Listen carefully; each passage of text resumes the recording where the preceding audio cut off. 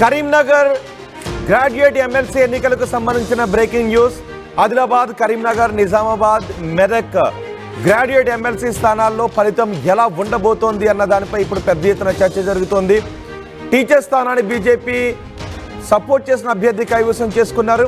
మరి graduate MLC స్థానంలో ఎవరు గెలవబోతున్నారు? ఇప్పటి వరకు ఫలితాలు మెజార్టీ తారుమారు అవుతూ వస్తూ ఉంది.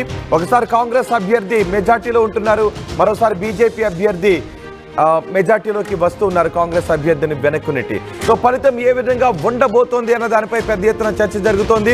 ఇప్పుడు అనూహ్యంగా బీజేపీ అభ్యర్థి సి అంజిరెడ్డి పుంజుకున్నారు.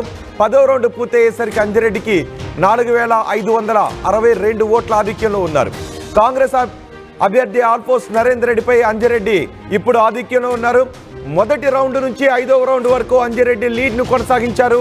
6వ రౌండ్ నుంచి 9వ రౌండ్ వరకు నరేందర్ రెడ్డి లీడ్ని కొనసాగించారు. 10వ రౌండ్కి వచ్చేసరికి ఈ లీడ్ తలకిందులైపోయింది. 10వ రౌండ్లో బీజేపీ అభ్యర్థి ఆధిక్యాన్ని కొనసాగిస్తున్నారు.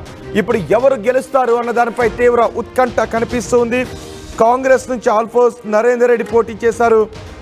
బీజేపీ నుంచి అంజిరెడ్డి పోటీలో ఉన్నారు. ఇప్పుడు ఎవరు గెలుస్తారు అన్న దానిపై ఉత్కంఠ కొనసాగుతోంది. క్షణ క్షణం ఈ ఫలితం ఎలా ఉండబోతోంది అనే ఉత్కంఠ కనిపిస్తుంది. మొదటి ప్రాధాన్యత ఓటుతో విజయం తేలలేని పరిస్థితి అక్కడ నెలకొని ఉంది. 2,24,000 ఓట్లలో ఏకంగా 28,000 ఓట్లు ఇప్పుడు చెల్లని ఓట్లుగా మారిపోయాయి.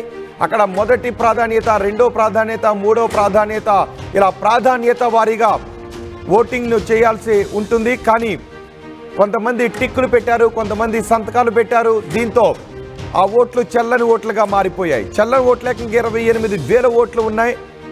ఇప్పుడు బీజేపీ అభ్యర్థి 4,000 ఓట్ల పైచీలకు ఆధిక్యంలో కొనసాగుతూ ఉన్నారు.